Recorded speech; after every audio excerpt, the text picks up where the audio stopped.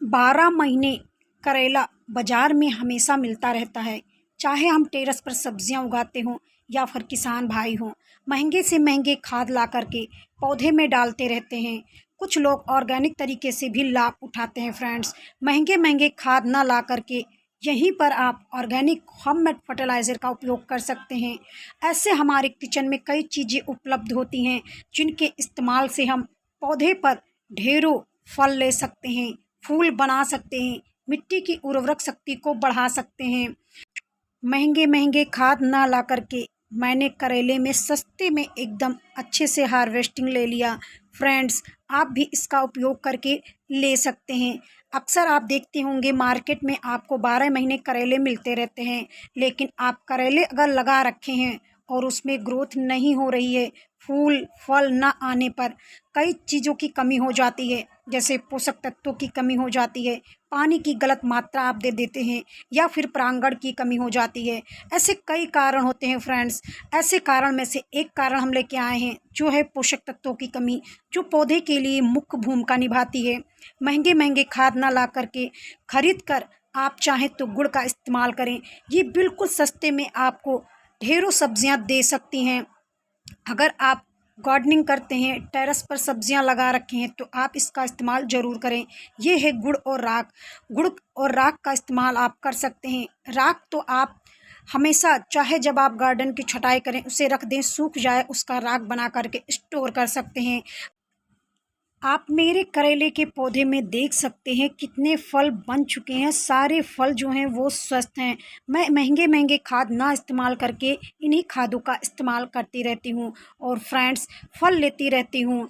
सब्जियों वाले पौधे में आप इसका इस्तेमाल ज़रूर करें। ये देखिए कितने सुंदर और कितने अच्छे मेरे करेले के पौधे में कितने फल लगे हैं। मैंने एक एक करके थोड़ा बहुत आपको फल भी दिखा दिया। आप देख सकते हैं मैं करेले की हार्वेस्टिंग लेती रहती हूँ। तो आप भी राख का और गुड़ का इस्तेमाल करें। राख गुड़ में क्या होता है, पहले मैं बात कर लेती हूँ कि राख में क्या पाया जाता है फ्रेंड्स। पोटेशियम, फास्फोरस जैसे पोषक तत्व पाए जाते हैं जो पौधे के विकास के लिए बहुत आवश्यक होते हैं।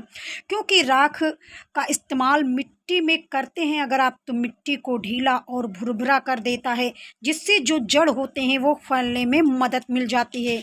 ये देखिए कितने सुंदर करेले लगे हुए हैं। वहीं पर फ्रेंड्स राख जो होता है जैविक खादों का पूरक माना जाता है जो पौधे में फल बनाने में मदद करता है। अगर हम बात करें कि पोषक तत्वों को, तो पोषक तत्व को पूरा कर देता है, जिससे करेले की वेल मजबूत बनती है और फल जो होते हैं वो बड़े आते हैं, सुंदर आते हैं, स्वस्थ आते हैं। यहीं पर फ्रेंड्स अगर हम गुड़ की बात करें तो गुड़ मिट्टी में लाभकारी जो सूक्ष्म जीव होते हैं उनको बढ़ा देते हैं, जिससे हमारी जो मिट्टी होती है बंजर होने से बच जाता है। मिट्टी जब बंजर नहीं होगा तो हमारे पौधे की ग्रोथ अच्छी होगी। गुड़ से तैयार जो घोल होता है पौधे के लिए पोषक तत्व को उपलब्ध कराता है, जिससे पौधे की अच्छी वृद्धि होती है।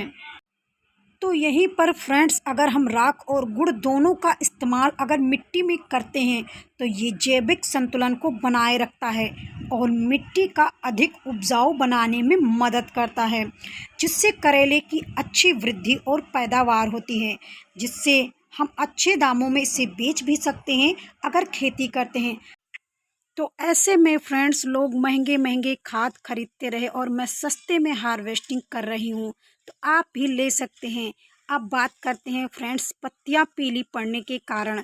अक्सर बरसात चल रहा है, बरसात के मौसम में पत्तियाँ पीला होना स्वाभाविक है, क्योंकि लगातार बारिश से पानी जो होता है पौधे में भर जाता है। तो ऐसे में हमारे पौधे की जो वृद्धि है वह थोड़ी रुक जाती है और पत्तियाँ धीरे धीरे पीली पड़ने लगती हैं। इसीलिए मैं कहती हूँ आप राख और गुड़ का इस्तेमाल अब आप अपने पौधे में ज़रूर कर लें।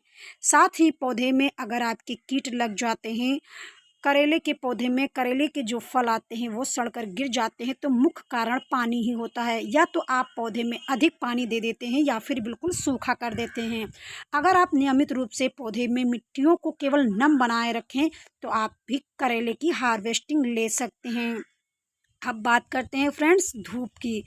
किसी भी प्रकार का पौधा हो उसके लिए धूप बहुत आवश्यक होता है। अगर आपके पौधे में सीधे सनलाइट आती है तो आपके पौधे की ग्रोथ बहुत अच्छी होगी, क्योंकि करेले जो होते हैं वो धूप के लिए ही होते हैं।